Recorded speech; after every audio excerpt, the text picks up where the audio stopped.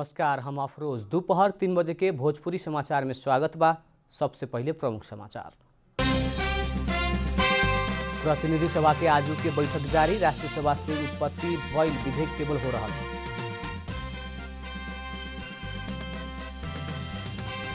आए वाला भादो 23 भीतर महाधिवेशन करला। कांग्रेस वरिष्ठ नेता रामचंद्र पौडेल पक्ष के अड़ान। संविधान से देहल अवधि भीतरे महाधिवेशन करला जोड़। लुम्बिनी प्रदेश के मुख्यमंत्री शंकर पोखरेल नेतृत्व के सरकार जोगावेला अनेक तिगड़म हो रहल। बुध के विशेष अधिवेशन बैठ रहल।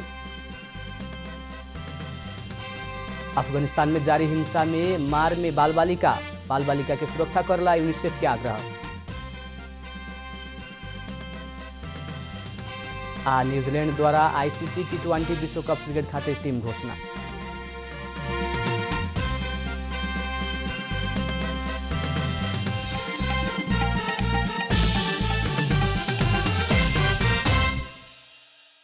अब पूरा समाचार। प्रतिनिधि सभा के आजू के बैठक शुरू भइल बाटे। बैठक में राष्ट्रीय सभा से आइल विधेयक टेबल करे के संभावित कार्यसूची रहल बाटे। आजू के बैठक में राष्ट्रीय सभा से आइल नेपाल नागरिक उड्डयन प्राधिकरण विधेयक 2076 आ नेपाल हवाई सेवा प्राधिकरण विधेयक 2076 बारे राष्ट्रीय सभा से प्राप्त संदेश टेबल करे के कार्यसूची रहल संसद सचिवालय जनौले बा। आजू नेकपा एमाले के अध्यक्ष केपी शर्मा ओली से संबोधन हो रहल बाटे।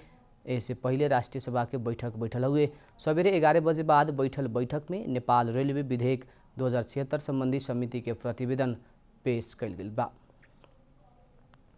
सत्तारूढ़ नेपाली कांग्रेस के वरिष्ठ नेता रामचंद्र पौडेल पक्ष भादो 23 गते भीतर महाधिवेशन करेला अड़ान रखले बा। काल्हू महामंत्री डाक्टर शशांक कोइराला निवास में बैठल पौडेल पक्ष के बैठक से संविधान से देहल अवधि भीतर महाधिवेशन करेला अड़ान पार्टी भीतर राखे के निर्णय कइले बा। महाधिवेशन तोकल अवधि में ना हुई त संवैधानिक आ नैतिक संकट में फंसे के भइला से निचलका संरचना के अधिवेशन छोटिया के भी केंद्र के महाधिवेशन करला निचोड़ निकालल वरिष्ठ नेता पौडेल के कहना बा। पार्टीको संवैधानिकता बचाउन अझै पनि सकिन्छ। त्यसको लागि हामी सबैले इमानदारीतापूर्वक प्रयास गर्नुपर्छ र पार्टीका क्रियाशील सदस्यताको हकमा अब जति ठाउँमा समाधान भइसकेको छ त्यसलाई प्याक गरेर राख्ने। अब जति ठाउँमा अझै पनि 1-2 दिनमा समाधान गरेर मिलाउन सकिने जति मिलाउने, मिलाउन नसकिने जति चाहिँ नि अब चाहिँ त्यसलाई अहिले थन्क्याएर 15औं महाधिवेशन राखेर 13औं महाधिवेशनकै क्रियाशील सदस्यहरूबाट ती वडाहरूमा, ती जिल्ला, ती क्षेत्रहरूमा चुनाव गर्न सकिन्छ भन्ने पनि हाम्रो धारणा छ। क्रियाशील सदस्यता के विवाद 98% से ज्यादा समाधान भइला से तोकल मिति में महाधिवेशन कर सके के नेता गुरुराज घिमिरे बताउने। अगाडि नै बाँकी रहेका किनभने अधिकांश 98% चाहिँ विवादहरू सुल्झिसकेका छ। केही जिल्लामा साथीहरू चाहिँ नि बाराको, रौतहटको, सर्लाहीको हैन, सप्तरी र अरू कतिपय जिल्लाहरूको जुन विवाद बाँकी छ त्यसलाई चाहिँ नि अहिले समाधान गर्ने क्रममै नेताहरू लागिराख्नु भएको छ। पार्टी सभापति वरिष्ठ नेता, त्यसपछि गएर चाहिँ नि कृष्णप्रसाद सिटौला अर्को नेता, रमेश लेखक र मिनेन्द्र रिजाल र 2 जना महामन्त्री रहेको उच्च स्तरीय एउटा समितिले चाहिँ अब यो विवादको छिनोफानो गर्ने भनेर जिम्मा लिएको छ। पौडेल समूह केंद्रीय समिति बैठक पहले ही क्रियाशील सदस्यता विवाद समाधान करे के जनौले बा। बैठक में विशेष महाधिवेशन के विषय उठला पर भी पौडेल समूह के निष्कर्ष तोकल समय में महाधिवेशन करला नेता सबके दबाव बाटे। कांग्रेस सभापति शेरबहादुर देउवा साउन 28 गते केंद्रीय समिति बैठक बोलौले बानी। भोजपुरी समाचार में अब छोट विश्राम।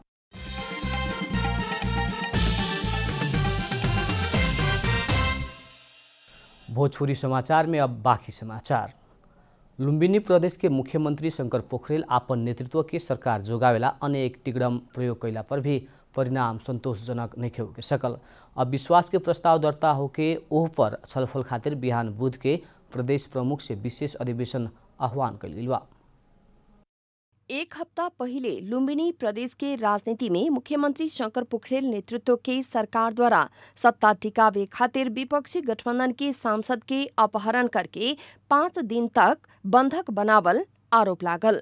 सरकार जोगावेला अनेक टिकड़म कैला पर भी संभव ना भइला से पिछला समय पोखरेल अदालत के हार गुहार कैले बानी। पोखरेल संसद में स्पष्ट अल्पमत में पड़ला बाद अविश्वास के प्रस्ताव के विरोध सत्ता पक्ष एमाले से सर्वोच्च अदालत में रिट दर्ता करावल गेल बा। ठुलो शक्तिलाई कमजोर पार्नलाई साना शक्तिहरू एकजुट हुने कुरा त्यसलाई अस्वाभाविक मान्न पाइँदैन, अशुभ मानिँदैन। त्यसकारणले यो लोकतन्त्रको एउटा मूल चाहिँ एउटा एक खालको विषय पनि बन्ला। तर त्यो हिसाबले हेर्दाखेरि अहिले सत्ता पक्ष स्वाभाविक रूपमा बहुमतमा छ र बहुमतकै जिम्मेवारीको साथ सरकारमा काम गरिरहेको छ र उसले आफ्नो बहुमत तब गुमाउँछ कि एउटा संविधान उसको चाहिँ कानुनी प्रक्रिया त्यसमा भएको अव्यवस्थाहरूको बीचमा सन्तुलन काम गर्न सकिएन भने यो अल्पमत पर्न पनि सक्छ। जनता समाजवादी पार्टी से निष्कासन में पड़ला बाद लुम्बिनी प्रदेश सभा सांसद पद गुमावल 3 पूर्व सांसद से पुनर्बहाली के मांग कर देहल गयल रिट में सर्वोच्च अदालत द्वारा अंतरिम आदेश देवे के अस्वीकार हो चुकल बा। 3 जने सांसद पोखरेल समर्थक बाड़न आ हाल उ लोग सरकार में मंत्री पद में भी बाड़न। एने सरकार अविश्वास प्रस्ताव आ सदन से बचे खातिर अदालत के सहारा लेबे पुगला पर भी लुम्बिनी प्रदेश सभा सचिवालय से बुध के बैठे वाला विशेष अधिवेशन के तैयारी कैल गेल बा। बैठकको कार्यसूची भनेको अविश्वास प्रस्तावमाथि छलफल नै हो। अविश्वास प्रस्तावमाथि छलफल हुने गरी हामीले कार्यसूची निकाल्नेछौँ र सोही कार्यसूची बमोजिम छलफल हुनेछ र छलफलमाथि निर्णयार्थ सभामा माननीय सभामुखले पेश गर्नुहुनेछ। विपक्षी गठबंधन के दल सब द्वारा सरकार अल्पमत में रहल कहत सरकार के वैधानिकता पर ही सवाल होते आत रहे, लेकिन सरकार अपना संगे बहुमत रहल दावी करते आ रहल बा। अभी के विशेष अधिवेशन से 3 महीना से चलते आयल राजनीतिक विचलन के समाधान होके के विपक्षी सब आशा कर रहल बा।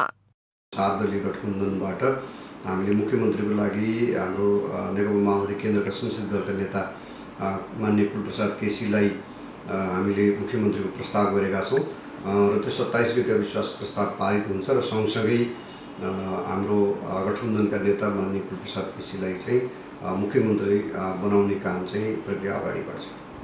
प्रदेश सभा में स्पष्ट अल्पमत में रहल मुख्यमंत्री पोखरेल अब के दिन में आपन सत्ता जोगावे खातिर कैसन कोशिश करेलन कहे वाला बारे में सर्वत्र रुचि बढ़ते जा रहल बा। विगत में उहाँ के सत्ता लंबा करे खातिर रचल योजना सब आ ओ खातिर कल गेल मेहनत सब दिखला पर उहाँ के अल्पमत आ बहुमत की सीधा खेल में ईमानदार आ प्रतिबद्ध रह के चुनौती सब सामना करिहन कहे वाला में बहुते के विश्वास नहीं खे। प्रदेश सभा में हाल 80 सदस्य कायम बाड़न सन त मुख्यमंत्री पोखरेल के दल नेकपा एमाले के 38 सांसद मात्रे बाड़न सन। बहुमत खातिर कमती में 41 जने सांसद के जरूरत होखी, लेकिन विपक्षी गठबंधन में नेकपा माओवादी केन्द्र, नेपाली कांग्रेस, जसपा आ राष्ट्रिय जनमोर्चा करके 41 जने सांसद बाड़न सन, जौन प्रदेश सभा में पूर्ण बहुमत होखी। रूपन्देही से प्रतीक पौडेल की रिपोर्ट। अब आर्थिक समाचार।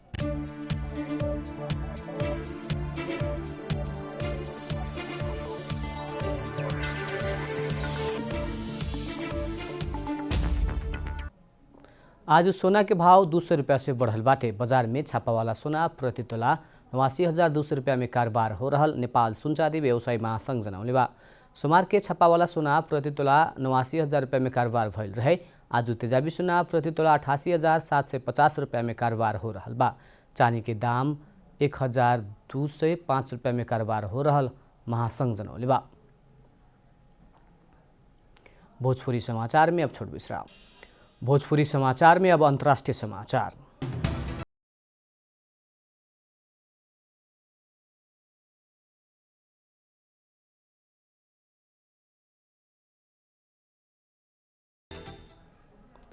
अफगानिस्तान में जारी हिंसा के क्रम में पिछला 3 दिन में कम्ती में 27 बाल बालिका की मृत्यु भइल बा।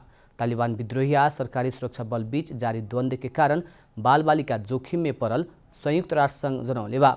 बाल बालिका संबंधी संयुक्त राष्ट्र संघीय एजेंसी यूनिसेफ बाल बालिका विरुद्ध तीव्र गति में बढ़ल हिंसा से गंभीर आश्चर्य आ चिंता में पड़ल जनौले बा। अमेरिकी सहित के विदेशी सैनिक फिर्ता होखे के क्रम जारी रहल समय अफगानिस्तान में तालिबान अपन नियंत्रण क्षेत्र विस्तार कैले बा। बीतल सुख के एने तालिबान से 6 गो प्रांतीय राजधानी में नियंत्रण कायम भइल बाटे। अंतर्राष्ट्रीय स्तर में युद्ध विराम के आह्वान कैला पर भी तालिबान अस्वीकार कैले बा। अब खेलकूद समाचार।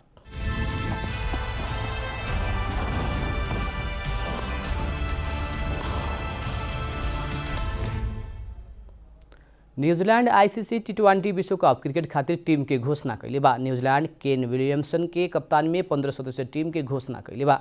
न्यूजीलैंड से घोषणा कैल टीम में रोस टेलर, कोलिन डी ग्रांडहोम आ फिन एलेन नैखन पड़ल। मार्क चैम्पमैन आ टोड अस्टेल विश्व कप खेलेवाला टीम में पड़ल बाटे लोग। यूएई आ ओमान में संयुक्त रूप में होखेवाला विश्व कप अक्टूबर 17 से नवंबर 14 तक होखी। न्यूजीलैंड समूह 2 में बाटे। अंत में प्रमुख समाचार फिर एक बेर।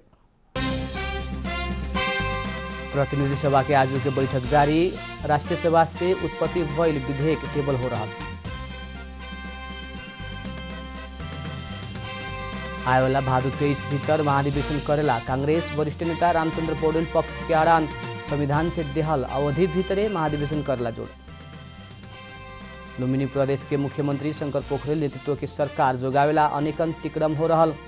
बुध के विशेष अधिवेशन बैठ रहल। अफगानिस्तान में जारी हिंसा के मार में बाल बालिका के सुरक्षा करेला यूनिसेफ के आग्रह।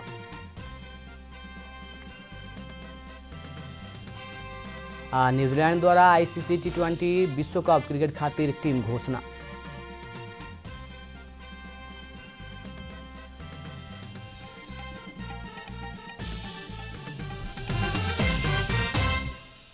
भोजपुरी समाचार अभी खातिर इतना ही। जनता द्वारा जनता खातिर प्रसारित जनता टेलीविजन के कार्यक्रम सब यूट्यूब, ट्विटर, फेसबुक आ हमने के वेबसाइट जनतासमाचार.com में भी पढ़ा देख सकत बानी। सूचना में अपने के सहभागिता, समय में समाचार हमने के प्रतिबद्धता। प्रणाम।